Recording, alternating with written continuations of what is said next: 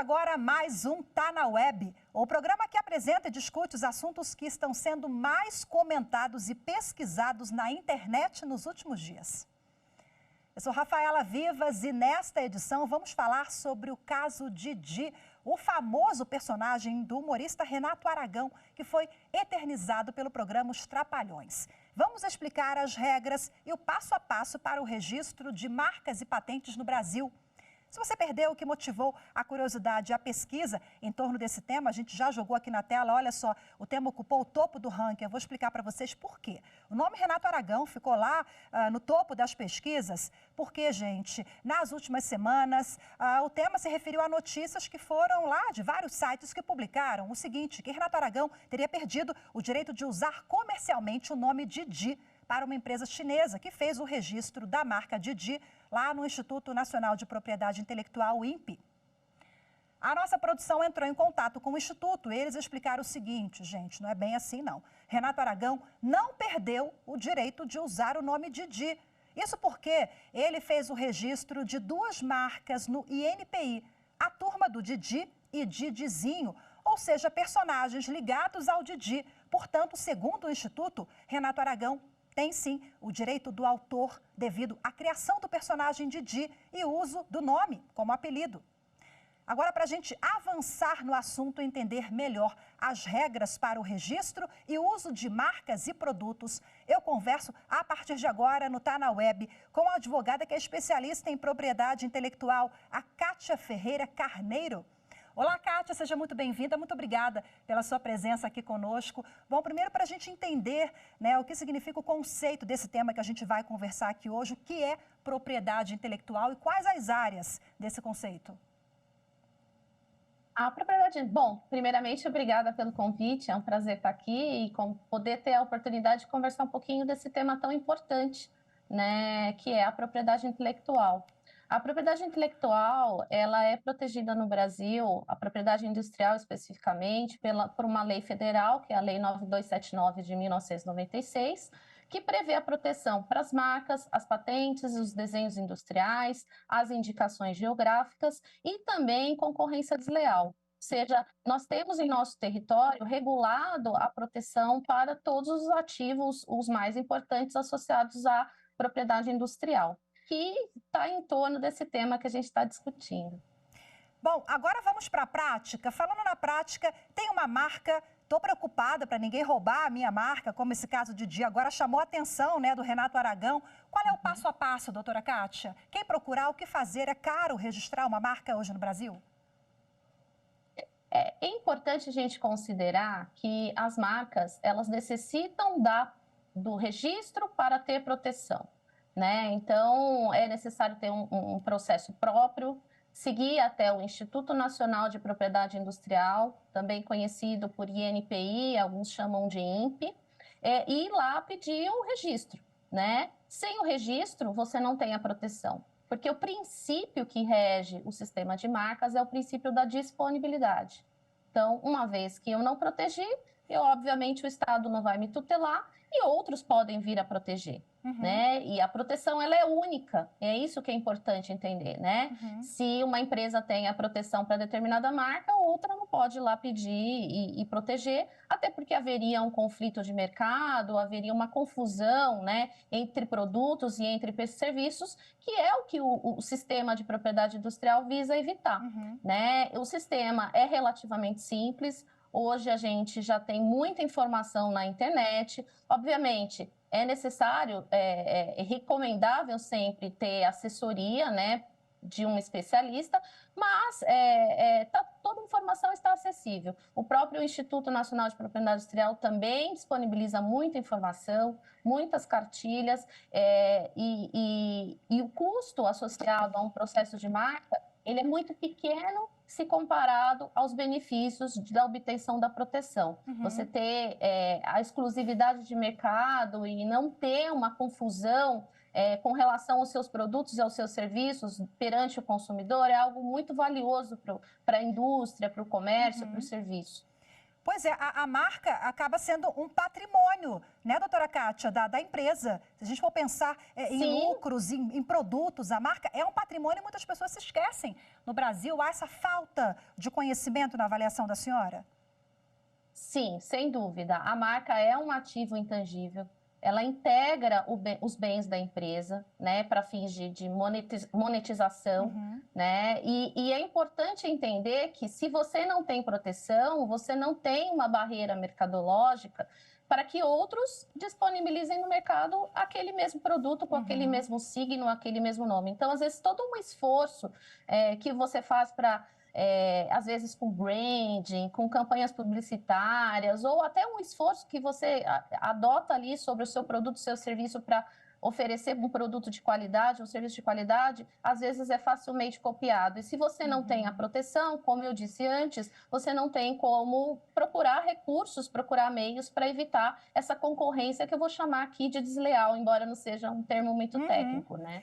Doutora Kátia, o que é considerado uma marca para o INPI? É o quê? Todo distintivo, um símbolo, ou uma pessoa, um nome? As marcas, elas podem ser registradas em 3 modalidades. A gente tecnicamente diz que as marcas podem ser nominativas, as marcas podem ser figurativas ou as marcas podem ser mistas. O que significa isso? As marcas nominativas dão proteção para o nome, independentemente da estilização, né? Então, uma palavra qualquer, Kátia, Coca-Cola, enfim, o nome que eu escolher, tá? Ele vai estar protegido independentemente do grafismo que eu adote sobre ele. A marca mista, ela já é uma marca onde vai ter um nome com uma forma de estilização, né? Então, uma letra mais bonita, um desenho que eu adote ali ao lado daquele nome. E a marca figurativa, eu posso citar uma bem conhecida para vocês, que é aquele símbolo do certo do Nike, né? Ou seja, quando você olha para aquele símbolo, que na verdade é um desenho, uma imagem, você já sabe que é Nike, independente de estar ou não escrito ali Nike, né? Então, as marcas podem ser protegidas em 3 modalidades. Então, você pode adotar um nome estilizado, ou só um desenho, né? Ou os 3. Você pode ter proteção para os 3.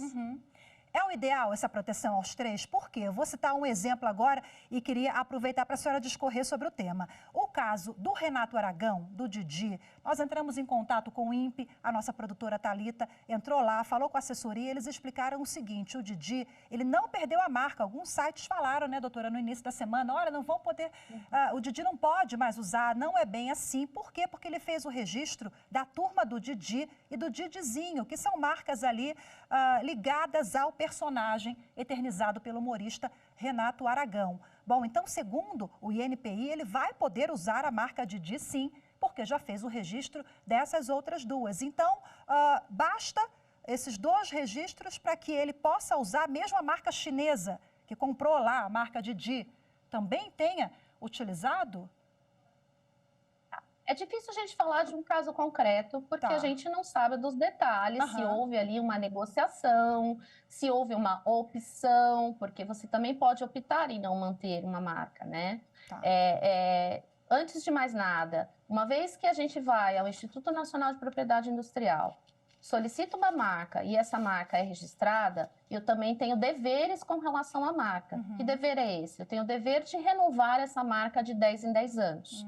Se eu não renovo a marca volta para a disponibilidade do público e outros podem vir a registrar aquele nome, aquele símbolo, aquele nome com símbolo, tá?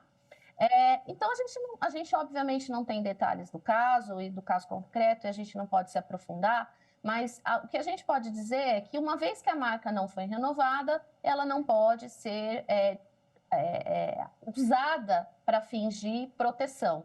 Né? Então, outros terceiros que tenham interesse naquela marca, ele pode vir e registrar aquela marca. É uma das hipóteses que pode ter acontecido. Didi estava disponível, ou porque não houve nunca a proteção, ou porque não se fez a renovação nos 10 anos exigidos pela lei.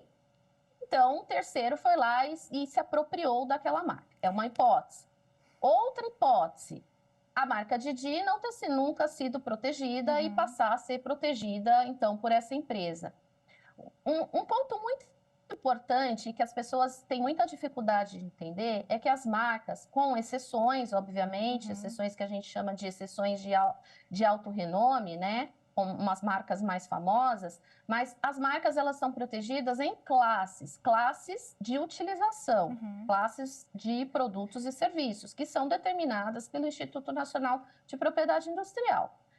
Eventualmente, uma das hipóteses é ter a marca Didi protegida num certo para um uso num certo segmento artístico, e não ter a marca protegida para um outro segmento que não tem confusão, que não é um segmento afim. Então, é possível a existência de duas marcas Didis no mercado, desde que não haja um conflito, né, em relação ao consumidor, um conflito de produto e serviço dentro dessas classes que estão disponibilizadas para proteção pelo Instituto Nacional de Propriedade Industrial. Então, não é incomum a gente ver, por exemplo, uma marca de sapato com um certo nome, com uma certa estilização, e depois ver essa marca, depois um produto absolutamente distinto, um medicamento, por exemplo, algo que não cause confusão no consumidor, algo que não seja afim. Tá? Então, na hipótese do caso do Didi, pode ter acontecido qualquer dessas situações. É um caso complexo mesmo, e esse tema é complexo. Eu fico pensando, né? É importante o lojista ou o proprietário de uma marca buscar assessoria, consultoria, porque é muito complicado registrar sozinho, né? Porque tem várias nomenclaturas e classificações. Agora, doutora, tem diferença entre a marca e patente, né? Eu queria que a senhora explicasse para a gente, porque isso também gera muita confusão. Sim, sem dúvida.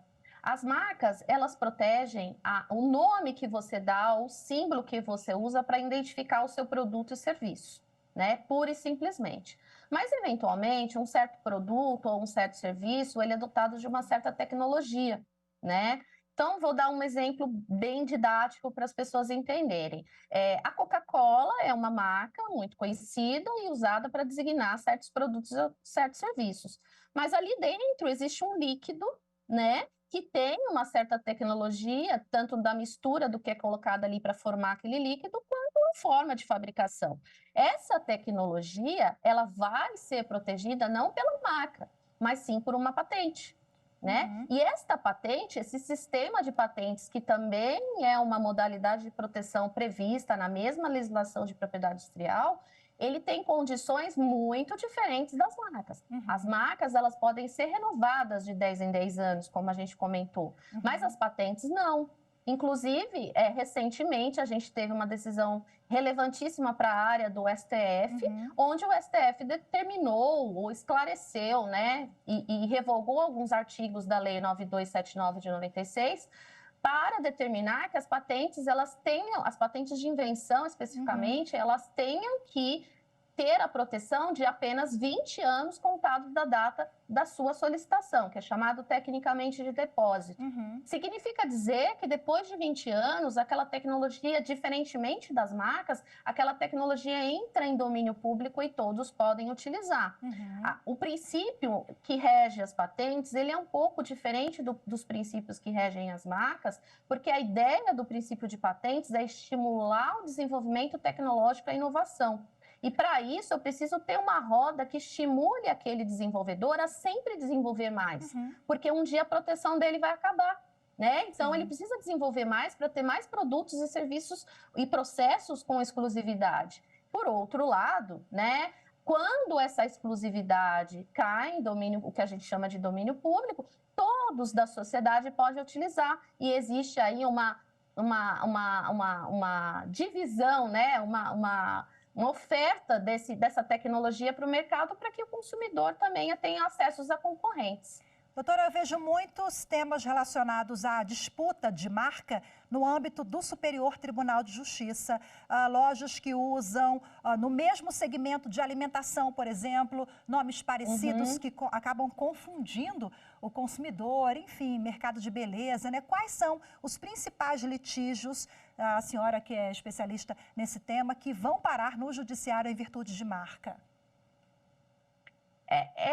É mais incomum termos ações chegando às instâncias superiores, né? Enfim, por uma questão mesmo jurídica. Mas, de fato, existem no dia a dia centenas, dezenas, milhares de ações judiciais envolvendo o que a gente chama de infração. Infração de marcas, infração de patentes. Por quê? Porque na verdade, uma prerrogativa do titular da marca e da patente o que ele vai fazer com essa marca e com essa patente. E o que ele vai fazer com essa marca e essa patente inclui também tomar conta do mercado, tomar conta para que terceiros não utilizem de forma desavisada. A gente vê no Brasil, infelizmente, um fenômeno até de empresas menores, de não ter um cuidado na hora de escolher um nome para aplicar no seu produto e serviço, de verificar junto ao Instituto Nacional de Propriedade Industrial se de fato ele não está infringindo o direito de terceiros. Agora, em muitos dos casos, isso acontece de forma desavisada. Né? E é importante a gente divulgar esse tipo de informação justamente para que o empresário tenha o cuidado de, ao desenvolver um novo negócio, seja a oferta de um produto ou de um serviço, que ele verifique se ele não está infringindo os direitos de terceiro, porque isso vai acabar numa ação judicial e pode aí levar 10, 15, 20 anos de discussão até as instâncias superiores. Perfeito, Kátia. Excelente dica para a gente finalizar o nosso bate-papo aqui. Primeiro passo, então, procure o INPI e um especialista, um advogado, uma consultoria, para poder deixar tudo direitinho e não ter dor de cabeça no futuro. Kátia Ferreira, muito obrigada pela sua participação, viu? Até a próxima. Tchau, tchau. Agora vamos voltar para as nossas telas aqui, dar uma olhada em outros temas buscados no Google Trends nos últimos dias. Vamos dar uma olhada aqui. Brasileiro foragido. Gente, brasileiro foragido teve mais de 100.000 pesquisas. Essa história viralizou nas redes, por quê? Vamos lembrar. Danilo Cavalcante, que ficou foragido por 2 semanas, nós temos imagens dele. Eu vou pedir para a nossa produção soltar aqui o VT que nós preparamos do Danilo. Bom, o Danilo ele foi detido em uma mata fechada na Pensilvânia, nos Estados Unidos, graças, em parte, a uma tecnologia de detecção de calor presente em um helicóptero da Agência de Combate ao Tráfico de Drogas dos Estados Unidos. Os sensores de calor usados para capturar foragidos e detectar inimigos em guerras. Eles são aparelhos que detectam ondas infravermelhas e as convertem em imagens. O brasileiro Danilo, olha aí, ele foi condenado à prisão perpétua por matar a ex-namorada a facadas em 2021. Vamos agora a outro tema que também bombou nas redes nas últimas semanas, lá no Google Trends, ocupou ali o topo do ranking. Dia do Cliente, 15 de setembro. Ocupou o topo do ranking com mais de 100.000 pesquisas também. A data é celebrada oficialmente, gente, desde 2017, quando a Câmara dos Deputados decretou o dia como o Dia Nacional do Cliente. Então, você, cliente, aproveite a data, lojista e consumidor, viu? Para pedir descontos, oferecer vantagens e você, lojista, empresário, conquistar o seu cliente e conseguir mais engajamento. É isso, agora vamos para uma rápida pausa e voltamos já. Tá na web, volta em instantes, fique com a gente.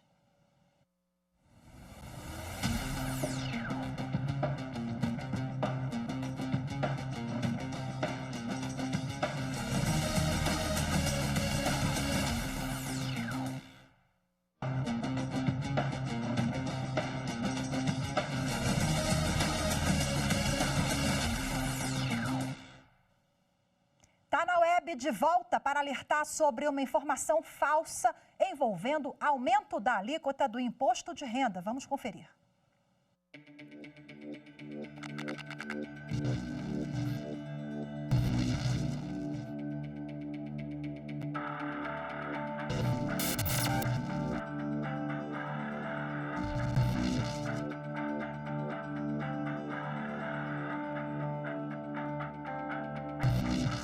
Fake news, mensagem que circula nas redes sociais acerca de um aumento da alíquota do imposto de renda. Circula nas redes sociais que o presidente da República teria aumentado, via decreto, a alíquota do imposto de renda à pessoa física de 27,5% para 35%. A mensagem mente ao afirmar que essa alteração teria sido feita via decreto, o que não pode acontecer na legislação brasileira. Isso porque esse tipo de mudança teria que ser necessariamente enfrentada aprovada pelas casas do Legislativo, pela Câmara e pelo Senado, o que nunca aconteceu. Então, trata-se de fake news. Esclarecida a fake news, agora vamos avançar no tema com a minha convidada advogada, que é especialista em direito tributário, Eduarda Saldanha. Oi, Eduarda, seja muito bem-vinda, muito obrigada pela sua participação. Explica pra gente qual é a diferença entre imposto, taxa e tributo. Olá, Rafaela, boa tarde. Vamos lá. Tributo, ele é um gênero que classifica entre 5 tipos de tributo, né? Então, quando a gente fala tributo, a gente tem ainda mais 5 classificações, que são impostos, que a gente chama tudo de imposto, né? Que são imposto de importação, imposto de exportação, imposto de renda, ICMS, IPTU, ITL, então esses são os nossos impostos. Os impostos, eles são quando você compra qualquer coisa ou você adquire qualquer coisa, a gente está pagando imposto. Então, ele está relativo à nossa capacidade contributiva. Então, se eu tenho dinheiro, eu vou lá e compro alguma coisa, então ali vai ter imposto. Já a taxa ela está referida quando o Estado, né, seja a União, o Estado ou o município, ele presta um serviço para o contribuinte. Né? Quando você vai tirar algum serviço na prefeitura, uma taxa de alvará, uma taxa de fiscalização. Então, a taxa ela está em referência a um serviço que o Estado ou presta ou deixa à disposição do contribuinte. Mas não são a mesma coisa, imposto e taxa não é a mesma coisa. E quando a gente fala de tributo, a gente tem aí mais 5 classificações, tá? Que daí tem outros, como contribuição de melhoria, contribuições e o empréstimo compulsório, que é bem específico e hoje a gente não tem um empréstimo compulsório.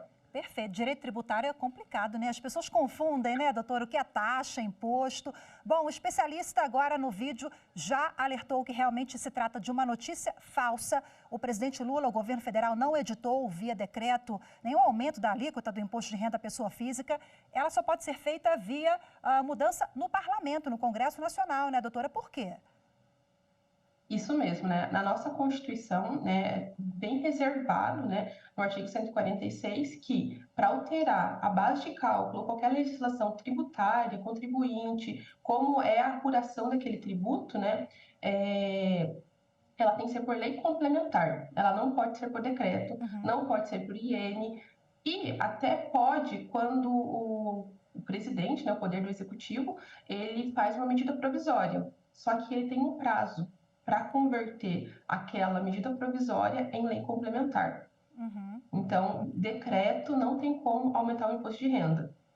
E aí o especialista fala ali no vídeo que o Congresso Nacional, o parlamento, já está um tempão para regulamentar isso, porque a matéria é muito sensível, né, doutora? A gente lembra da reforma tributária. Há quanto tempo tramitando no parlamento envolve muita coisa, tema sensível, o Congresso acaba não legislando, mas na avaliação da senhora, o nosso modelo tributário no país precisa de uma revisão, até para evitar demandas no Poder Judiciário? Sim, o nosso sistema tributário é extremamente complexo. Eu vejo que ele precisa de uma revisão, só que, na minha opinião pessoal, ela não tem que ser tão rápida como está sendo, tá? Ela tem que ser um pouco mais pensada, discutida, e a gente até vê nos noticiários que ela está sendo muito rápida essas votações. Mas eu entendo que o nosso sistema tributário ele precisa de uma reforma. Ele é da década de 60, né? Ele é bem antigo e algumas situações aí acaba não se enquadrando nas nossas situações atuais. A gente já explicou aqui, a senhora reiterou então que não existe aumento da alíquota do imposto de renda via decreto. Tem que passar pelo Congresso Nacional. Essa medida vale também, doutora, para qualquer tributo? Não, nós temos algumas exceções, como é o caso da importação, o caso da exportação e o caso do IPI, que eles são considerados, né, impostos reguladores de mercado. Quando o poder executivo, o governo verifica que tal situação não está sendo bem aproveitada, ele acaba editando alguns decretos para beneficiar essa operação, né? Quando ele acha está muito pouca exportação, pouca importação, vamos colocar aqui uma redução na alíquota para beneficiar essa operação, né? Mas somente 3 podem serem editados através de decreto, que é o decreto ou medida provisória. que é o imposto de importação, exportação e o IPI. Doutora Como no Eduarda, caso dos carros, né, recentemente. pode finalizar. Recentemente a gente teve um editado, um decreto, né, sobre a redução do IPI sobre os automóveis, né, que até o presidente, né, atual, ele falou que não tinha como os contribuintes adquirirem um carro popular por 60, 70 mil reais. Então, ele reduziu o IPI para incentivar que a população pudesse comprar aí um carro popular mais acessível. E aí, na ocasião, essa medida, né, doutora, foi por um tempo específico, uma medida que foi por um tempo programado ali para também não quebrar os cofres, enfim, foi uma medida regulada por um tempo X, um número de contribuintes ali foram beneficiados, né, teve essa peculiaridade também. Sim, é por um período determinado, né, determinado quais contribuintes se encaixam naquele benefício, né, se é uma questão de condições, se é questão de requisitos ou só a questão da compra. Cada situação é uma situação que tem que ser avaliada e também devem respeitar os nossos princípios constitucionais do direito tributário, né? Igualdade, legalidade, isonomia, capacidade contributiva, entre outros princípios que a gente tem no direito tributário. Perfeito. Doutora Eduarda Saldanha, muito obrigada, viu? Que é advogada especialista em direito tributário. Obrigada pela sua participação, pelas reflexões e orientações todas conosco aqui. Até a próxima. Tchau, tchau. Obrigada. Bom, e a edição de hoje fica por aqui. Não deixe de seguir a gente, não. Vai lá nas redes sociais, @Rádio e TV Justiça. Nós estamos no Instagram, Twitter, YouTube e Spotify. Muito obrigada pela sua companhia. Até o próximo Tá na Web. A gente se encontra na programação da TV Justiça. Tchau, tchau.